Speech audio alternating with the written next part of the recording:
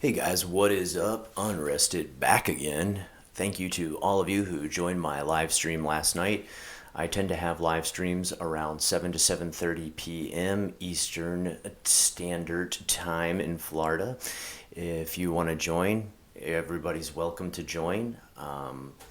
Just keep the conversation in the chat friendly. We keep it pretty lighthearted and tend to have a pretty good time together. Played Stigmatized Property by Chillazart, a game based around what happens to a haunted apartment in Japan. All this stuff is being gathered and collected for my new channel, Osoroshi Nights. If you want to check that one out, it's Osoroshi, spelled Osoroshii.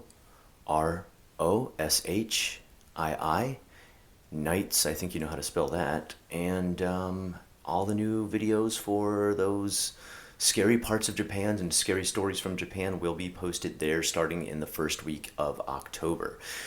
Anyway, moving on from that, getting into our topic today, good and bad omens in Japan. There are many of them that don't line up with what we consider bad omens in America. For example, if a black cat crosses your path in America, not good. If you open an umbrella indoors, not good in America. None of those rules apply in Japan. Lots of people open umbrellas indoors before they're about to step out. But Japan does have its own series of unfortunate omens that can be linked to anything from numbers to dreams to destinations, etc. Let's jump into that real quick, starting with probably one you might or might not know. This is the most commonly known one. It is the numbers 4 and the numbers 9. The number 4 obviously can be pronounced in two different ways, yon, but it can also be pronounced shi. And shi is also the same word for death in Japanese. Obviously, the kanji is different for the number 4 and for death, but the pronunciation phonetically is the same, and in Romaji it would be the same too. So 4, not really a lucky number to be using in hospitals. You don't want to be in the death room when you're headed to the hospital, so there's usually not room 4, and there's also not room 40 to 49 usually in a hospital.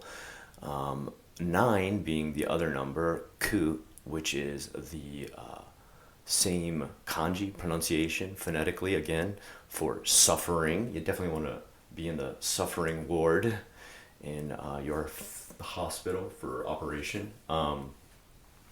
Even this breaks down to even things like how many gifts you give. So, for example, if you gave someone like a set of plates, in America, a lot of our sets come in 4. That'd be a bad amount to give to somebody in Japan. You wouldn't want to do that.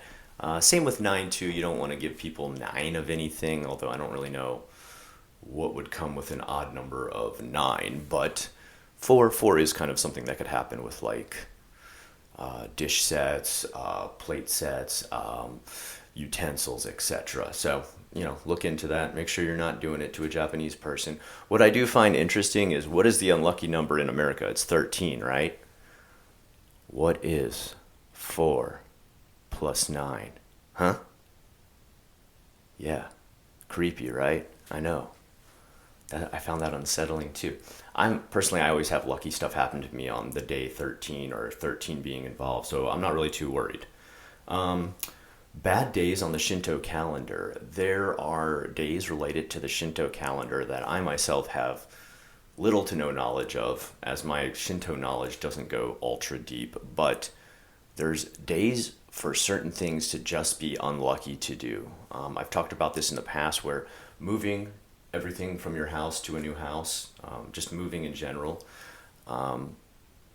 is bad on certain days in the Shinto calendar. Like, it's just like a super unlucky day. I almost moved everything in my house on that unlucky day, and my mother-in-law stopped my wife and I from assigning the truck that would come help us deliver everything from showing up that day. She said, "This is like one of the worst days on the Shinto calendar to move all your things. Don't do this." So we just scheduled it the next day after. We were fine.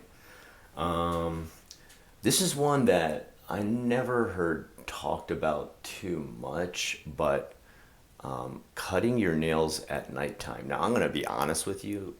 That's usually when I or anybody else at my house did it. My kids, my wife. Um, Usually that's the only time you're like sitting down at the couch watching TV and you realize, wow, these things are getting long, and you cut them. But it does kind of make sense why this is considered unlucky. If you do cut your nails at night, it's a sign that you're gonna die soon, and you're probably thinking like, whoa, whoa, whoa, whoa, I'm just cutting my nails. What's going on?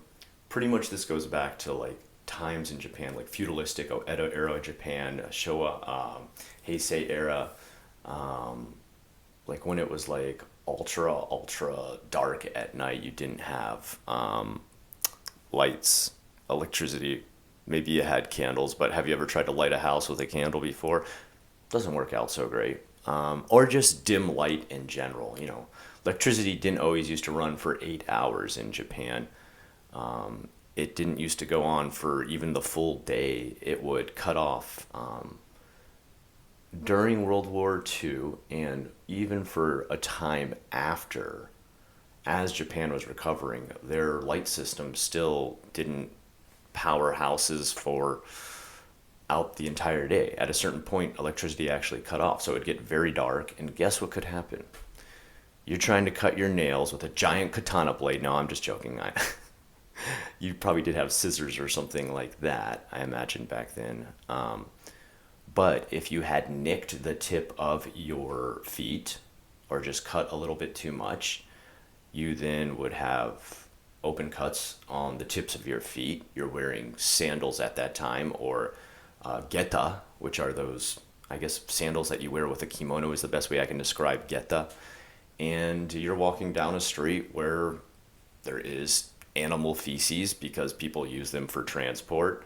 And then you get some of that into your cut and you are now infected. You've got gangrenous legs, and things get worse and worse and worse. Death's on its way. So think about it in that manner. Now, in the modern day, obviously very easy to cut our toenails and not our actual feet at nighttime, but it's still held as kind of like a bad omen to be cutting your nails at night. I will continue to probably do that though. Let's see, what else do we got? The chopsticks. Got to be careful with chopsticks. There's two different rules, and this is kind of like half bad omen, half just bad manners. Just don't do this. These other ones you can kind of laugh them off. That's okay. You can be like, oh, better not cut my toenails at night. No one's gonna really freak out. The two ways in which you can misuse chopsticks is, number one, by moving food or plates or bowls on the table with the chopsticks, grabbing the side and pulling it over to you. Maybe you've got a smorgasbord of different varieties of food and you decide, ooh, I really like that over there. I want to get more of that. And you grab your chopsticks and move it. Super gross. Don't do it. Super bad luck. Don't do it. The reason for that is when you have a funeral in Japan, as you know, people are cremated. No one's, full body buried anymore. It's actually like illegal in almost every ward in Japan. You have to do cremation. They cremate on a lower heat level than what we cremate in America. So we usually cremate until ash, pretty much, in America. They cremate on a less heat, so you get like the full skeleton. Yes, you see a full skeleton. The first funeral I ever went to in Japan kind of blew my mind. They pull that thing out, the full skeleton is there. You collect the bones you want to take home and put in the urn to remember that person by. There's even some bones that are like more precious than others, such as the neck bone. It looks like Buddha's chair, so they always make this like something very special that the one closest to the person who died gets to take home first. You take these and you put them inside of an urn. They pass around an urn, and the way you pass this around and the way you pick up the bones is by picking it up and moving it with your chopsticks. So when you're moving your food in the same way, it's considered pretty gross because you're doing something you would only do at a funeral, and you're not putting bones from a dead person inside of your food at the table. Hence, you don't want to copy that same mannerism because it is considered a funeral ritual or a funeral rite to do that. And you also have different chopsticks at a funeral too. They're like shinsai, which are like those really super big long chopsticks. Still, nonetheless, don't do it. Okay, it will really it'll piss people off. I promise you, don't do this. People will be like, well, yo, what? No, stop. It's like the equivalent to like raising your feet up and putting them on the table while people are trying to eat. Like super gross to them.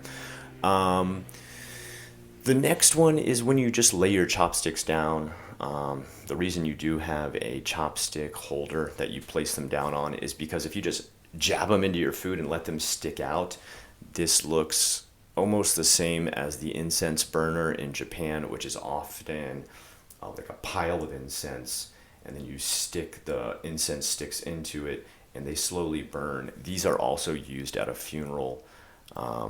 If you don't know exactly the image I'm talking about, look up Japanese funeral incense and you'll see that looks almost like a bowl of rice with two chopsticks stuck inside. So you don't want to recreate this image at the dinner table again.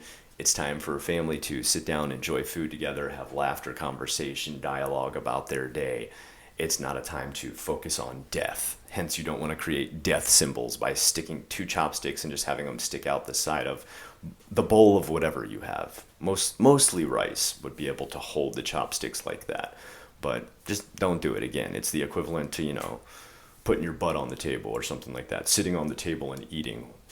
That's another thing in Japan. Just don't sit on tables. That's considered pretty rude. The other thing is maybe you have an old shirt that you wear to do some kind of cleaning or something like that, and you put it on inside out because you're kind of like, it's so old and gross. I don't care which way I wear it. Don't do that either. It's another bad luck thing to wear clothes inside out. That is because the death kimono, I guess is the best way to describe it, the death cloth wrappings are a kimono, or kind of almost looks like a yukata, and it's put on inside out on a dead body. You'll notice this if you ever look up things about ghosts and stuff like that in Japan. Almost always they're wearing all white.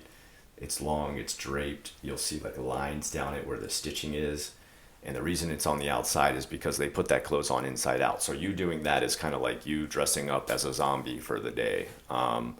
Maybe if it's Halloween, maybe they'd be okay with it. I've never seen anybody do that though. If you do put your shirt on inside out, don't be surprised if multiple Japanese people throughout the day are like, oh my God, bad news. You have put your shirt on inside out. You want to get to the bathroom or wherever you can change and fix that right away. The reason is because you're dressed like a dead body. Not a good omen, right? Another one I learned about, this was only in the last couple of years I was in Japan. I had never heard this before. Hiccups. If you hiccup 100 times in a row, that's a sign that your life is about to be over. Getting into research on this was not so clear. From what I could understand, it was a sign of being unhealthy to the Japanese back in the Edo era, or just like feudalistic Japan, very old, Tale of the Genji era. The only thing I can understand, and like I've asked Japanese people about that, and sometimes the answers I get, they're like, 100 hiccups, very bad. And then I'm like, but why? And they're like, yes, why? And you're just like, no, I'm asking you that question. The only thing I can think of is usually having hiccups is one sign of dehydration. So like maybe if you're lacking water or you're lacking some way of rehydrating, that would be a sign of death. Obviously in Japan, it's a bad omen if you're not able to get any water. So maybe that's what that had to do with. Also, there's a lot of high sodium diets in Japan. Obviously, soy sauce is like straight up drinking salt. So you could probably get it from that. If you're getting too much soy sauce in your life, that could be pretty unhealthy. These are completely theoretical as to why 100 hiccups would be bad news. I'm not sure. I don't know if I've ever sat there and counted my hiccups. Have you ever done that? I don't think there's any point where I've done that. I think that about covers it for bad omens. I did want to also cover some good omens to lighten the load and let you know some good things coming your way should these things happen to you in America. This is another one that was never fully explained to me. but may make sense when I explain the next good omen after this. So this is if you're just like walking down the street, and of course, there's pigeons, there's birds that fly all over the city, especially pigeons in Japan. If it poops on you, like it has droppings come out and splatter all over your shoulder, maybe splatter all over your hair, maybe, that is a good sign. That's a good omen for the day. You're about to have some good luck, good fortune. And I was always kind of confused by them. Why is this? And again, this was another one would be like, yes, why is the bird's poop so lucky? And is this like you're about to tell me like some sort of Confucian wise motto or something? Like, I'm guessing it's related to this next one I'm about to tell you, that if you have a house, or maybe even just like your balcony or your veranda, and swallows, the bird, swallows, make a nest on your house or on your porch or on your veranda or balcony, that is a really good sign. That's a major good luck thing. And the reason for that is because they will eat a lot of bugs. Swallows love to eat bugs, and they eat a lot of the bugs that will disturb a harvest of rice. So your rice paddy and post monsoon season will be a very high yield because they've eaten a lot of the bugs. So it's a good thing if birds, swallows especially, make a nest in your place. You don't take it down or tear it apart. You leave it there, you leave them alone, you let them eat the bugs. Good stuff. So I'm guessing like maybe there's some kind of relation there that like, oh, there's birds nearby and they're eating the bugs. More rice this year. Awesome. I'm guessing maybe that's the relation. I'm not 100% sure on that one. Don't again, these are two last ones were kind of theoretical because no one could give me a straight answer in Japan. There is another one related to this, and I'm thinking it also follows along with the same theme. If a gecko or a small lizard, like in Florida here, we've got a million lizards going around everywhere. The gecko is the little tiny lizards that change colors and stuff. I'm sure they have an official name. I'm not chameleon. They're not chameleons. I don't know. The tiny lizards that run all around Florida, if they get into your house and you find one running around your house, don't try to shoo it out. Don't try to get rid of it. Don't step on it. Please don't kill it. Don't let your cat kill it, because those are seen as really good luck if they were living inside of your house. And again, I'm guessing this is because they eat bugs. Like those things will eat any bugs pretty much. And this means like your house is clean of bugs. Your rice is clean of bugs. Healthy to have a house with no bugs. Those kind of lizards don't really carry infection or dirt. They're not nasty or gross. They don't make a sound to keep you awake. They kind of are just there for bugs. So another good luck thing, having lizards crawl into your house and run around. You got to remember sometimes too, like a lot of these come from when Japan was all nature, when the only thing they had blocking out nature was, shoji doors made of paper and wood. So, things could crawl in at any time. All right. The next one is, I've never had this happen, but dreaming of a white snake. Shiroi hebe no yume. The dream of the white snake. If you dream of a white snake, it is likely you are about to run into a bunch of money real soon. So if you have that white snake dream, don't go buy the album White Snake. Play the lottery, okay? I'm not totally sure. I do believe, though, this comes from some sort of mythology. I would have to do a deeper dive into mythology to find out what the white snake represents. But white snake dream, good stuff. If you dream of it, if a white snake shows up in your dream, it's time to invest. It's time to play the lottery. It's time to go gamble. Maybe don't go gamble. Maybe no pachinko for you, okay? And last but not least, the salt lick. This is one people have always asked me about. The little pile of salt in front of a lot of establishments.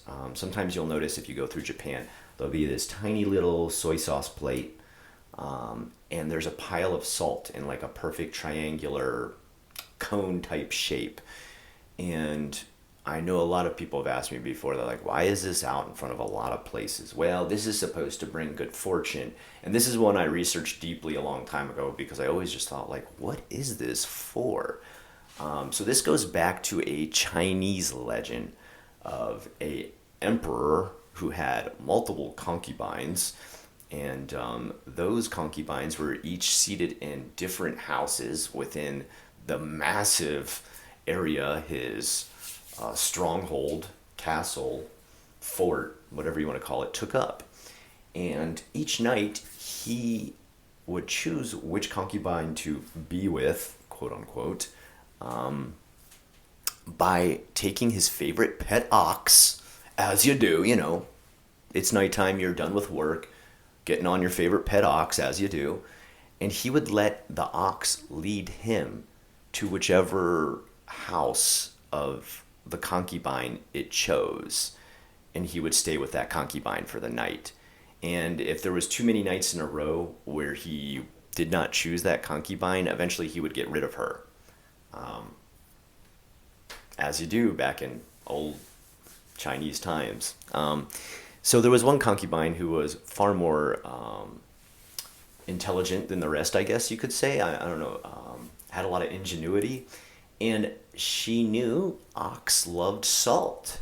And so she would put this little pile of salt out in front of her house so that the ox would choose her place multiple times in a week.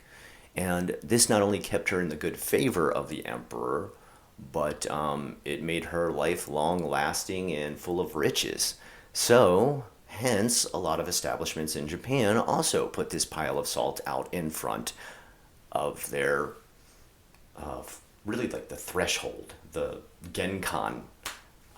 That's where you come in and take your shoes off. And it's supposed to keep good luck coming in and keep bad luck out. There's actually a lot of Japanese horror movies where if a evil spirit has attacked the house, the entire pile of salt will turn black.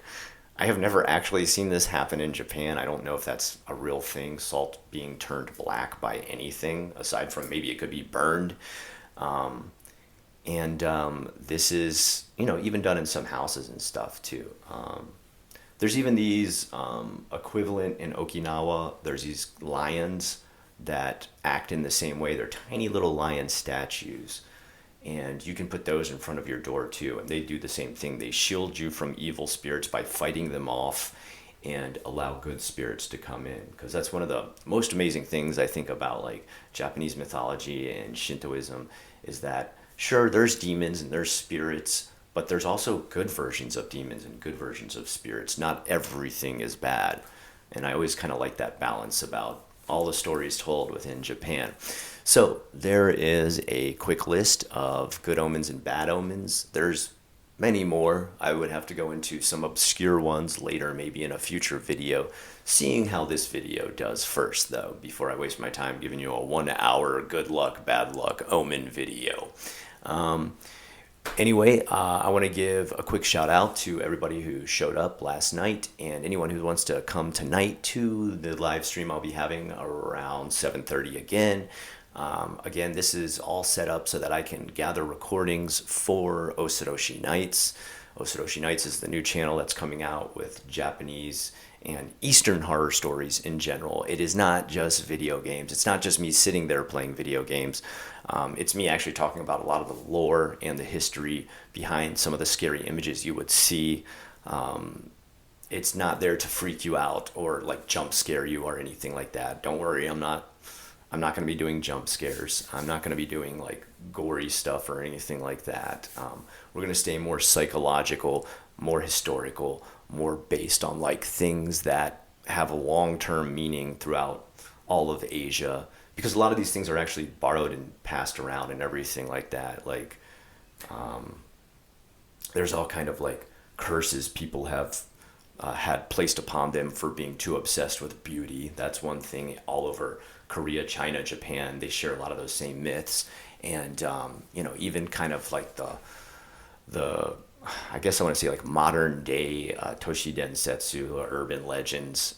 They're all kind of passed around Asia too. So I'm gathering a bunch of stories. We're using things like movies and video games, historical videos as far as like recovered films such as 8 Pages of Madness, which is like a really old Japanese film, Woman of the Dunes, all different types of stuff like that. We're getting deep into it and talking about the horror within these different movies and videos, etc.